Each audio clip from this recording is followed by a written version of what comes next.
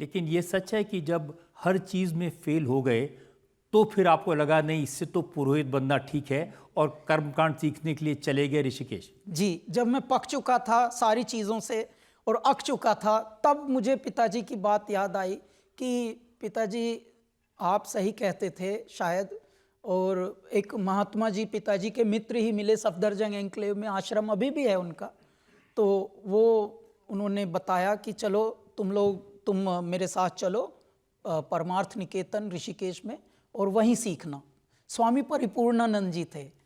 तो ये कर्मकांड सीखना 6 साल में तुम पुरोहित हो जाओगे, तुमको कहीं मैं भेज दूंगा, चाहे मॉरिशस या कहीं 1-2 जगह का नाम लिया, सिंगापुर या मॉरिशस। तो मुझे अचानक लगा हर चीज़ में तो विफल हुआ ही हूँ, अब क्या पता कर्मकांड सीख के पंडित बन के, क्या पता विदेश में जाके पंडित बनेंगे, तो इसमें पिताजी जैसे 100-150 रुपया नहीं कमाएंगे दिन के, कुछ अच्छी इनकम होगी। तो चलो कोई नहीं, लौट के बुद्धू घर को आ गए। तो वैसा हुआ साहब।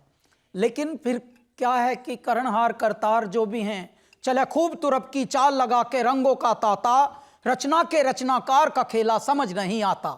कुछ ऐसे खेल रचते हैं कि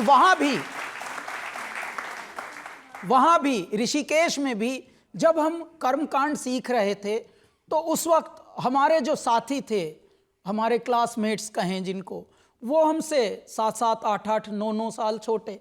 अब हम 21 टाइप के हो गए हैं। 12-13 की आयु से निकले, धक्के खाए यहाँ वहाँ, अब हम 21 के होके पंडित बनने गए हैं। अच्छा, हमारे जो साथी हैं वो 13-14 साल वाले हैं। तो थोड़ा वहाँ कॉम्प्लेक्स मन में आया, यार अब मैं ये कर रहा हूँ, भगवान मैं क्या, हर जगह मैं विफल होता हूँ दाता, अब मेरी यहाँ परीक्षा लेने भेज दिया आपने। तो उसी वक्त सब सारी चुनौतियाँ जब इकट्ठी हुई थी, तभी हमने अपने आप को समाप्त करने का भी निर्णय लिया था साहब। क्योंकि ठीक से बताइए ना कि गंगा में डूब गए थे आत्महत्या करने के लिए। हाँ, पूरा हमने डूब गए थे। और कुदरतन बात है कि हम अब जिंदा हैं, आपके समक्ष हैं, और किस रूप में हैं ये भी आप बड़ों का आशीर्वाद है। ये हुआ साहब। एक बात और मन में कुमला रहा था जो जिससे मन, वो ये थी कि परमात्मा, मैं ऐसे समय में ऐसी जगह पे जन्मा हूँ जहाँ बहुत ही असंवेदनशील लोग रहते हैं, और उसके बाद भी आपको बन के रहना है, होके नहीं, इन सब के साथ बन के दिखना है। जैसे आप सब मिलेंगे किसी से भी तो पहला प्रश्न सब मनुष्य करते हैं मशीन की तरह, हाउ आर यू, कैसे हैं आप, सब ठीक है कुछ लेनी देनी नहीं है। अच्छा, जो बेचारा सामने वाला है भले वो अपने में हो, लेकिन अचानक उसको अब उस मशीन की तरह ही होना पड़ेगा। जी मैं बहुत अच्छा हूं, जबकि पता लगा सुबह से फ्रेश भी नहीं हुआ। कई बार ऐसी समस्या होती है, लेकिन उसको भी वो बनना पड़ेगा जो बना रहा है। अच्छा, यही कोई बना रहा है, कोई बन रहा है, कोई है नहीं। नहर बनती है, नदी होती है, हम सब नदी होते हैं, हम सब समुद्र होते हैं, हम सब पर्वत होते हैं, हम सब नैसर्गिक होते हैं, परंतु हमारा अभ्यास जो होता है वो 90% नकली बन बन के निकल लेते हैं हम। ये है सच्चाई। तो इस ऐसी कौतूहल से, ऐसे बहुत ही किंकर्तव्य विमूढ़ मन से मेरे मन में एक दिन आया कि क्यों ना मैं जीवन की लीला ही समाप्त कर दूं। मेरे दाता, शायद मैं गलत जगह पैदा हुआ हूं, गलत समय पे पैदा हुआ हूं। तो कूदे, और पीछे से कोई हमारे ही छात्रावास का सीनियर कूदा और मुझे निकाल के, थोड़ा मैं बदहवास था, पूछने लगे कि तुझे तो तैरना नहीं आता, तो फिर तू क्यों कूदा, तू मरने गया था क्या? मेरे मुख से निकला, हाँ मरने गया। एक दिया मुझे रसीद तगड़ा। तो मैं पूरा 24 घंटे तक रजत जी रूम से बाहर नहीं निकला, ये सोच के कि मेरे दाता मैं यहाँ भी विफल हुआ। मैं जो भी कृत्य करता हूँ, जो भी करता हूँ, मैं विफल होता हूँ। I am a prodigy of failures. मैं शायद विफलताओं की ही उत्पत्ति हूँ मेरे दाता। तो मेरे जीने का समझ नहीं आ रहा, मैं क्यों हूँ, मुझे आपने क्यों जन्माया है। तब तक ये प्रश्न चलते थे मन में। आज लेकिन उसके इतने उत्तर दिए हैं मेरे दाता ने, इतने कि मैं तो कहूँगा कि मूल तो छोटा होता है, ब्याज ही इतना कर दिया कि मूल याद ही नहीं आ रहा।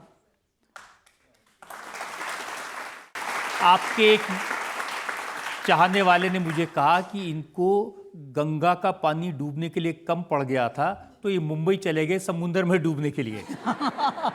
बिल्कुल रजत जी, जब लोग जाते हैं मुंबई फिल्मी गायक बनने या फिल्मों की दुनिया में प्रवेश पाने, मुझे परमात्मा ने जब भेजा तो मैं अपने यही बिलल टाइप के गाने, जिसके शब्द भी थोड़े अलग होते हैं और विचार भी थोड़ा अलग होते हैं, रोमांस वाले गानों का भी थोड़ा अलग स्वभाव होता है, मैं वो गाने की एल्बम बनाने गया था।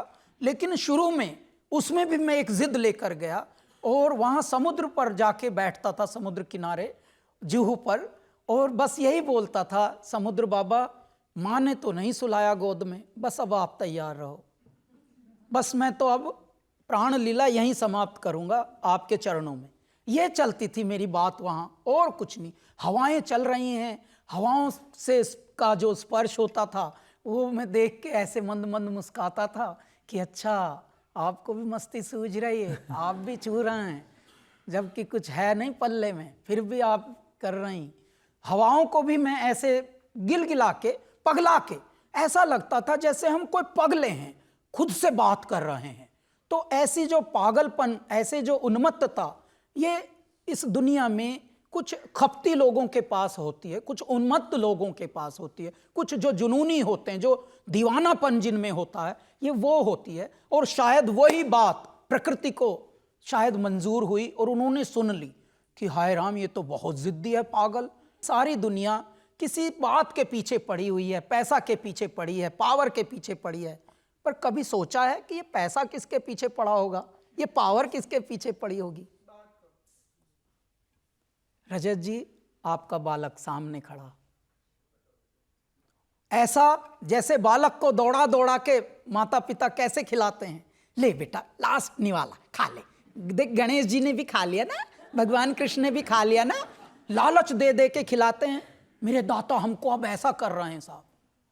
मतलब पिताजी माँ आखिर दिनों में ये कह के गए थे, आशीर्वाद दे के गए थे कि बेटे जिस ढंग से तू जीता है, जिस तरह से तेरे भीतर परोपकार की भावना, एक सद्भावना है जीने की, तू रख रख के भूलेगा। अब मैं रख रख के भूलता हूँ, सच्ची बात है।